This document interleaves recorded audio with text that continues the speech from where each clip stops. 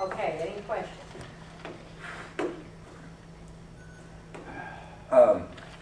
Scott, I think it was Matthew who spoke of a disparity among us versus them, that being the ordinary Chickasaw person versus our elected people. And I think he meant in terms of dollars. Would you agree with that? On the average, let me put it this way, on the average, I think in Oklahoma, the average wage or income, I should say, is $45,000. What about our elected people in the Chickasaw legislature, or not elected people in the tribe? Is there a disparity I think there's a big difference. I really do. There is. Maybe not with all elected officials, but in some. But yes, there is a difference there. Do you think that the legislative body warrants the amount of money they're being paid? If you were elected, would you attempt to address that? Well, I think yes, and I think there probably needs to be a cutoff. I think once you reach a certain point, I think probably enough's enough. I would say so. So you're not in favor of automatic increases like our legislators are getting? No. Term limits? I believe in term limits. I think if I'm elected, I believe I should have a term limit, because I think after a while you need new ideas, you need fresh ideas. I think people get stale. I mean, I really do. I think it's one of those things, and I think that's why we use term limits in our government today, for that very reason. And don't get me wrong, you'll have good people in certain positions that you might think that, well, hey, I would like that person to stay longer than what they're in there, but on the average, that doesn't happen. Right. On the average, we don't see those people very much. So I would say yes, I would agree to term limits. I mean, I think that's something that needs to be in place. Would you see yourself as a lawmaker or a social worker? I think both. Because I think, as legislators, we know what we need to do, as far as with the laws, making laws, looking at policies, procedures. But I think also the social worker part, let me give you an example. Okay, I'm a doctor of chiropractic. Most of my information from my patient, what's going on with my patient, comes from that patient, about 80%. 20% is what I know to do, 80% is what that patient tells me. So if I'm a legislator to determine what we need as a nation, then I would have to listen to the people out there. And so the majority of what we need actually comes from the people. And I think if we'll take time and listen to those people, it gives us ideas of what we need as a nation. Any other questions? I have a question, Scott. Okay. And this is probably a question that maybe needs to go to a current legislator, but has there been anything brought to the table regarding assisted living programs for seniors? I have not seen that myself personally. Now, someone had mentioned something, maybe we had assisted living in Ardmore, but, you don't hear anything about it. But, definitely I know there's no long-term care facility. I know we have no home health. I think somebody had mentioned something about a home health was it started at one time. But as far as being assisted living, no, there's nothing that I've seen put on the table that, hey, we have assisted living facilities. Because the thing is, we don't need them just to say they're in Ardmore. We need them all through the nation. Yes. You mentioned that long-term care facilities can be self-supporting and make money, as well as the home health. Yeah. You didn't mention that with assisted living. It's a little bit more fine line right there. Maybe break even, maybe make a little bit of money, but you see some of them kind of doing that. But definitely with the long-term care facilities and the home health, that's a definite. But I think if you look at them as one thing, it could be right there across the board, you're still going to be self-supported all the way across. They're going to do well. Do you see maybe the other, if it was one piece, do you see the other two legs supporting or funding that? So The assisted living. So we're not getting money from somewhere else? Oh, definitely, yeah. I think both. I mean, I think all three together like that can have enough funds available to be self-supported and make money, be a good business. But regardless of whether these ventures are money makers or not, shouldn't the emphasis be on first-rate service to the Chickasaw citizens? Exactly, because we do need them. But you also, I'm looking at things also too from a businessman standpoint, that you want any business to be self-sufficient. And so you want these organizations to be self-sufficient. You want them to be able to function on their own. But no, I agree with you. Yes, we have to have those. There's no options.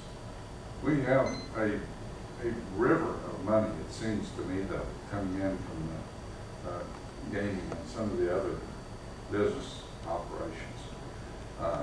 We don't know how much, and I don't think there's any way to tell how much. But when it comes to things like assisted living or home health, for Pete's sake, if there's anything that the tribe should spend money on, why would we not feed an operation like that, even though it's not a money-making venture? Why would we not put money into it to provide service for elders and the people that really need it? Okay, and I see, and that is a good point. Why would we do that? But I'll tell you this, from my point, what I look at, we shouldn't have to do that. If we need to, so be it. But what do we do one day, say for example, when gaming gets in Texas? What do we do then, 20 years from now? And that gaming money that we get is cut, 30 to 40%. What happens then? Well, there goes our money that we're funneling right there to our facilities. And that's not what we need to do with that. We need to make those, self-sufficient, self-supportive, where they can function on their own and not be casino dependent.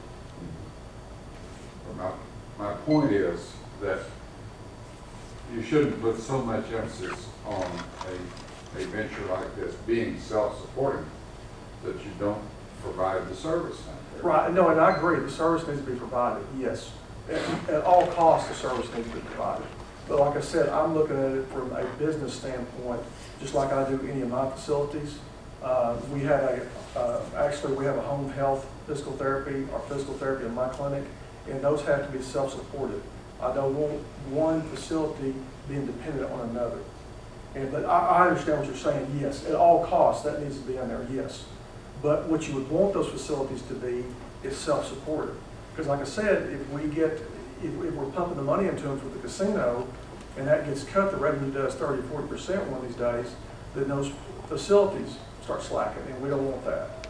But I do agree with you, yeah, at all costs, those need to be initiated. Scott, you being a businessman, you're getting the same information we're getting as citizens of the Chickasaw Nation. Are you satisfied in knowing what you're seeing there is accurate and you're getting a good picture of our finances within the nation? No, I'm not satisfied with that, because what I see, what comes out in the Times. Right. And it might be, 2 months after the fact what's going on. I would like to be a little bit more informed of what's going on with finances and business ventures and things like that. But no, I'm not satisfied with that. I think we need to be informed of the dealings of what's going on within the tribe. Because without Chickasaw people, we don't have a tribe, do we? And in that vein, I would like to see these business operations or business proposals, I'll put it that way,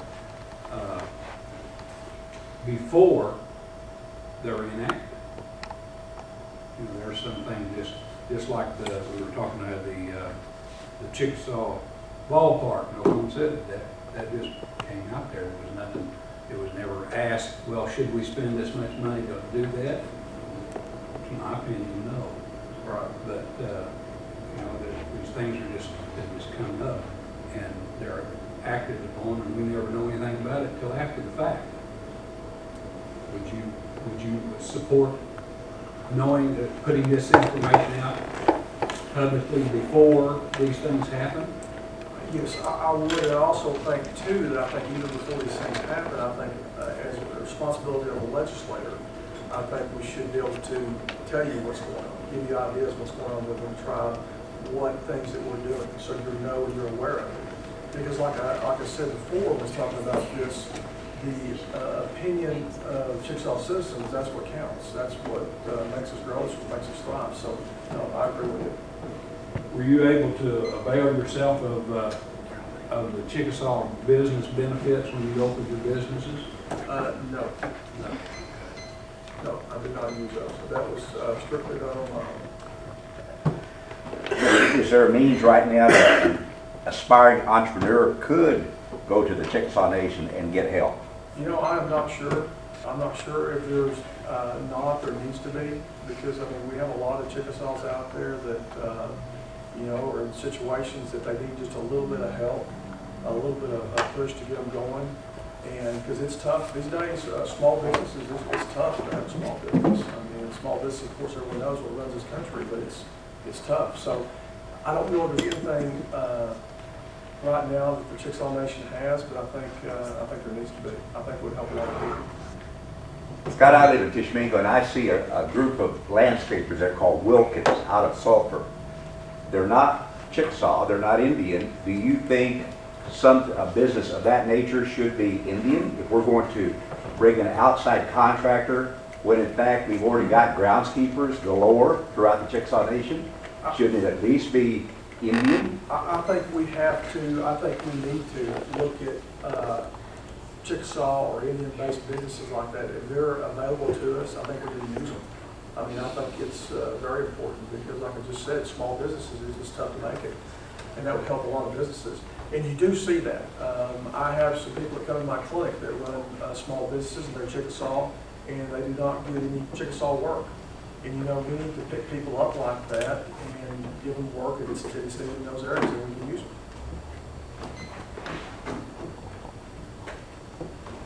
Any other questions? How many more minutes? Almost three. Almost.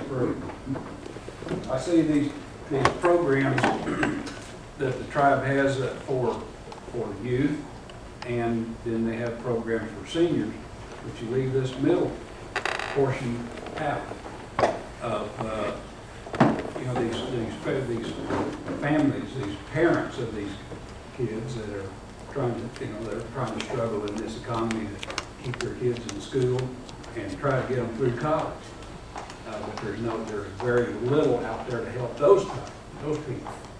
Is there, you feel that you would be able to, or you would attempt to enact some form of legislation to help that segment of the population? Well, let me ask you this, man, should question, what kind of help would you be pertaining that to? Well, I'm not real sure whether it would, just like the energy assistance program. Those people have to run their house too, and they've got a bunch of kids running in and slamming the doors all day long. Yeah, I think it would be viable to have a program installed. Say you got a family in that age group that said that they have 2 or 3 kids in college, or you know, 1 kid in college, and they're in a certain income bracket. You know, there might be something. I think that would be something good to help them out. Because you know, I know when I was going through school, my parents helped me out quite a bit. You know, my parents didn't make a lot of money, but they helped me out as much as they could, helped me get through school.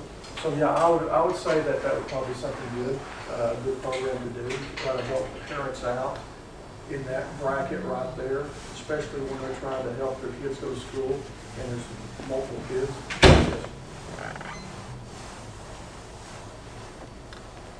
Scott, also being a businessman, now knowing what you know about the Chickasaw Nation, over the long term, do you see sustainability with what we're doing 5, 10, 15 years down the road? What if, for example, what if Texas gets gaming? We're in trouble. Big time. We're in big trouble. And that's what we want to do. We want businesses that can, you know, be self-sufficient. We want to use casino money to be able to go to ventures that make more money and get away from that. Kind of diversify. That's what we have to do. Because if you don't diversify and you just depend on that constantly to come in, you know, pretty soon one of these days it's going to run out. It's not going to last forever. And so right now is a great time, I think, to take that money and do other things with it that would be valuable for us in the future. Last week's paper, the Daily Oklahoman, it was reported that the 2 tribes, the Chickasaw and Choctaws, one said, let's diversify. The other one said, No, we've got a great market in Dallas. That's all we're gonna concentrate on. Which one do you see as makes sense? Gotta diversify. Right. Yeah, it's just like with any business, any big business, you have to diversify. You just can't, so to say, put all your eggs in one basket. You have to do different things. You gotta have those rainy day funds, that you need, to take up the slack here and there. And like I said, you just can't be dependent on certain things. We just need to spread it around and use that monies that we have coming in and do different things with it. For example, this is one, even like the nursery we have at Davis. Is it Davis over? Yeah, Davis over there. Make that a big nursery to sell things, not just for Indian people. Commercialize it. Another question. This is kind of, I'm a full-blood Chickasaw, one of probably about 300, If that many. if that many. Okay, do you see any reason why there should be given any special consideration to full-blood Chickasaws? Not mixtures of Choctaw Chickasaw, but full-blood Chickasaws. We've lost the original Rollings. Now we're down to the original, or the full-blood Chickasaws. To give what now to them? Oh, Cut a special consideration in some terms. I think there should be. If we have numbers that low of full-blood Chickasaws, How many is left, Dee? You know? I think I heard 179. 179. Wow. yeah. No, I think special consideration be given, and there's a variety of things that could be done, from anything from stipends yearly to anything, but I think, yes, when we have the full-bloods like that, I would disagree with that one bit. How many full-bloods do you think we've got sitting right here? One? Two. That was kind of a loaded question. Well, that's 1% of Right. the whole number in the crowd. So my next question is it okay if I take up a collection? Go ahead and pass the hat around. Only from the legislature. Did you hear Keith? He said only from a legislator. Pay yourself. Any other 30 questions? seconds. 30 30 seconds. seconds. You can't ask no more, David. You asked too many questions.